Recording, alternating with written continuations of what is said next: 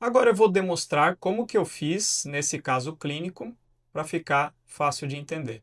Então aqui eu tenho a situação inicial desse dente, eu faço um molde de alginato do dente 44 e mando para o laboratório o modelo de gesso. Vocês percebem inclusive que tem um pequeno diastema ali entre o 44 e o 45, que aí esse provisório já vai corrigir, e também ele vai chegar até aquela linha de término ali na vestibular, cobrindo toda aquela abfração.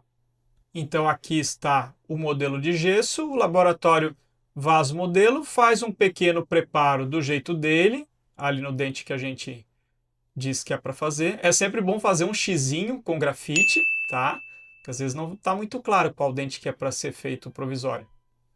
Quando o paciente retornar, então, para fazer o preparo e você instalar o provisório, você vai então sair da situação inicial, vai fazer o preparo da maneira adequada, o preparo de coroa total. Para fazer o chanfro, a gente tem que encostar um pouquinho a broca na gengiva, então acaba sangrando um pouquinho a gengiva.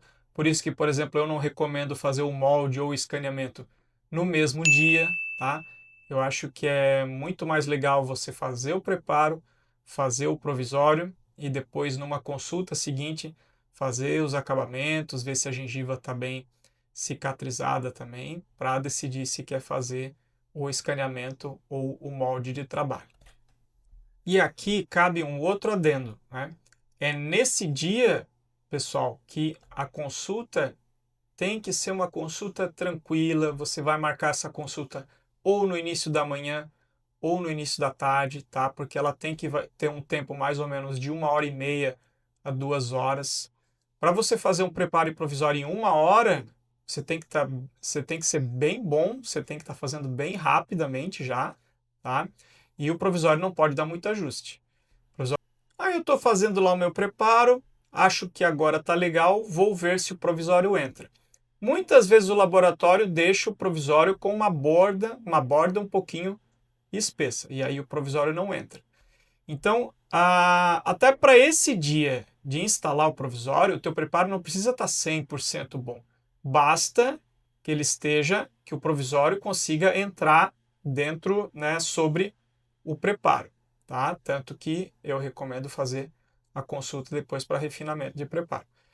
Se o provisório não entra no preparo, você tem que fazer duas coisas: ocar bem o provisório, como está mostrando aí na foto, porém sem romper, sem deixar muito fino nas proximais, para não romper o ponto de contato, porque pode ter algum desajuste do provisório em relação ao modelo, ou senão você vai ajustar mais, preparar mais ali o seu dente para ele estar entrando.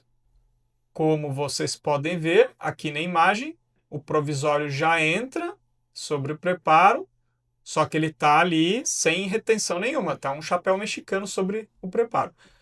Outra coisa que vocês podem observar é que ali na proximal está sem o ponto de contato, que é onde, quando a gente vai ajustar depois na hora do reembasamento.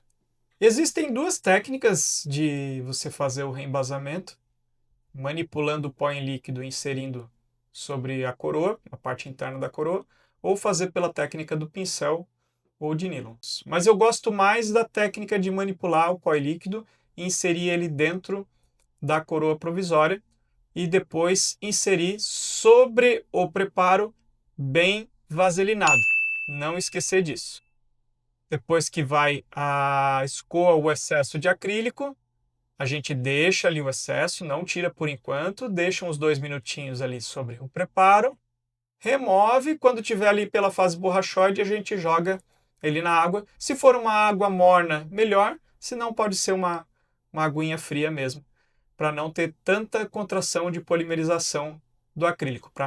Depois de uns 5 minutos, eu removo o provisório ali da aguinha, verifico ali nas bordas do excesso se já está totalmente polimerizado, e então que eu inicio o processo de remoção dos excessos da margem ali com as fresas, tá? Como vocês podem ver na imagem ali da nossa direita. E se, por exemplo, se por um acaso eu quiser recolocar o provisório no preparo e ele não entrar, significa que houve um pouco de contração de polimerização na parte interna ali do reembasamento. Eu deixo o provisório um pouquinho oco novamente, dessa vez só um pouco, faço praticamente só um alívio, até que a coroa provisória entre novamente no preparo. Agora aqui eu já tenho o provisório reembasado internamente e na parte proximal, na parte inicial, vocês podem ver que eu fiz um acréscimo de resina acrílica mesmo para preencher um ponto de contato e depois eu fiz um acabamento. Ficou ali distorcendo um pouquinho a cor, ficou aparecendo emenda? Ficou. Mas é aquela história. Função primeiro, depois a estética a gente ajusta. Se você tiver um pouquinho de dificuldade de fazer esse acréscimo pela proximal, que às vezes é um pouquinho chatinho, você pode fazer também com resina composta. Você vai pegar a resina, você vai aplicar um adesivo universal ali na proximal, polimeriza, aplica, coloca um pouco de resina composta no espacinho ali do diastema, insere a coroa, polimeriza e depois dá um acabamento. Por último, eu faço a verificação dos contatos oclusais. Então, eu checo em fechamento, verifico ali os contatos oclusais, se está pegando equilibrado nos outros dentes. Então, a dica é, você pede para o paciente morder, vai com o carbono ali no próprio dente, quando ele acha que está ok, dá uma verificada, por exemplo, nos dentes do outro lado. Verifica se quando ele está mordendo, está prendendo também os dentes do lado esquerdo, nesse caso aqui. Tá? Eu sempre gosto de fazer essa conferência. E depois, principalmente em dentes posteriores, verificar se esse provisório não está pegando na lateralidade.